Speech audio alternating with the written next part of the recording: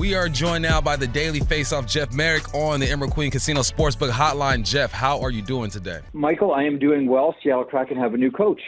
We do, and I'm not going to lie, Jeff. I heard the name, and I had to do some research. It wasn't one of those headliners that maybe the Seattle fans wanted. So just give me a quick overview of who Lane is and what he's all about.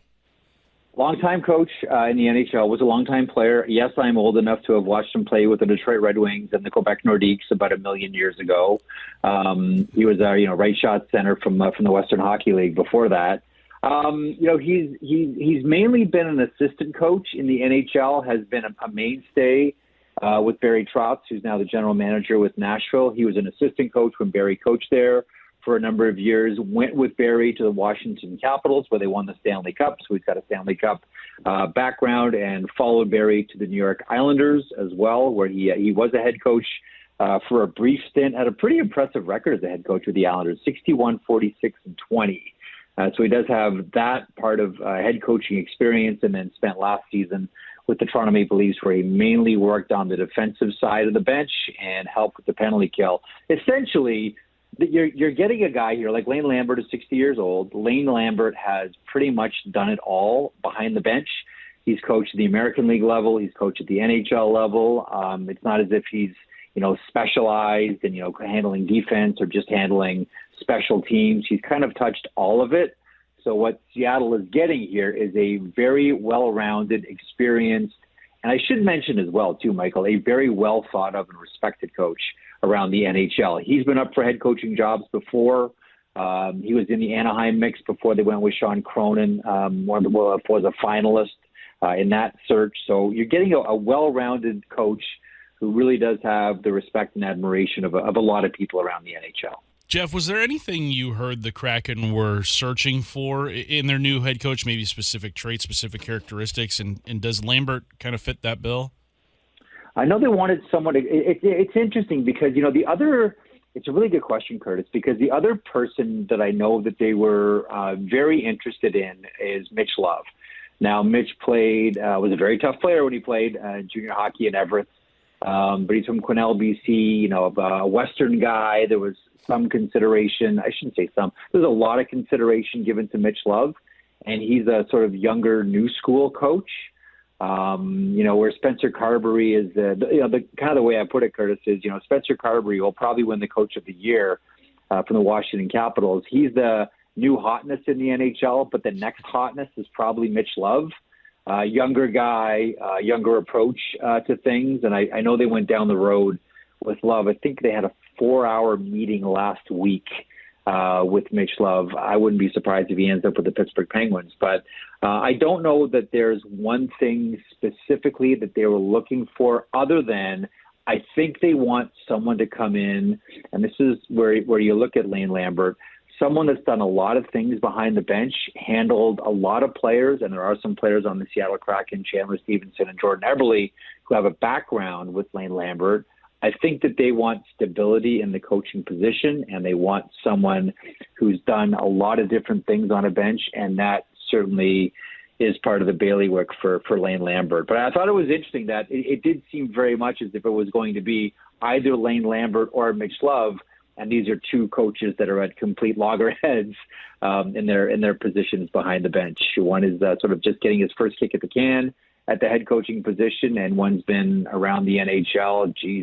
Lane's been, back to like 2011, 2012 on an NHL bench. Hey, Jeff, when the season was over, we got some sound bites from some Kraken players, and they said, look, we're closer than it may appear. And, for the average fan, they're looking at the record and all that and saying, what are you talking about? What do you mean you're closer than it may appear? What do you see on this roster and what's left of the roster that makes you think that maybe they are closer than what it appears, or do you feel like that's all positive postseason player talk? I think that there's, first of all, I know the coaches, they're not in the green banana business. They want ripe fruit. They don't care about prospects. They don't care about draft picks. They want, players.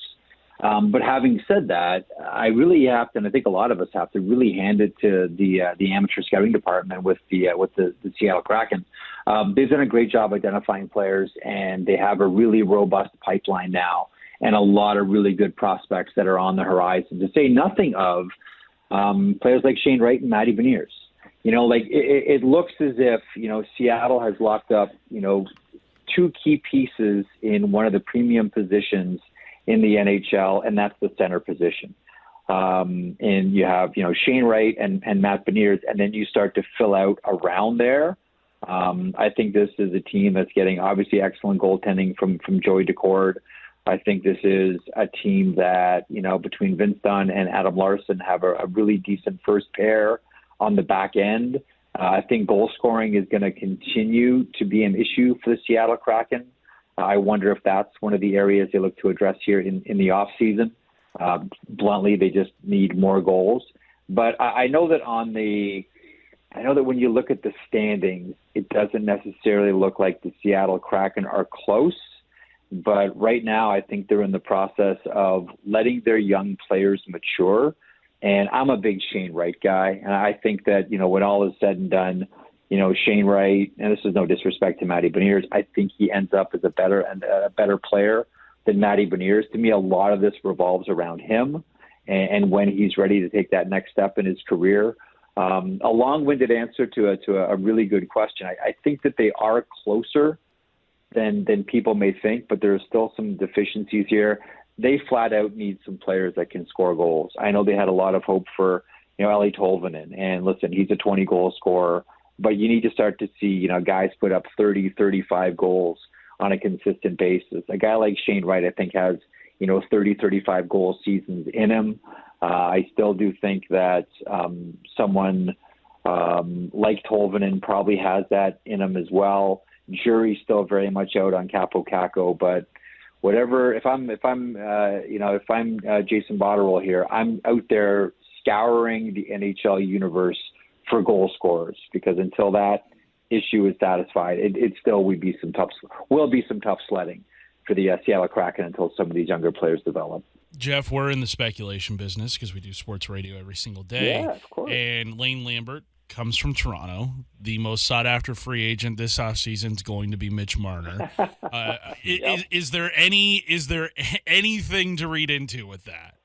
It's a great question. I think that's one of the things that people looked at right away. So Lambert's bringing Marner to the Seattle. I don't think it's that easy. Listen, we know that the Carolina Hurricanes, they tried to trade Mikko Rantanen for Mitch Marner. Right? The Carolina Hurricanes are interested and have a lot of cap space.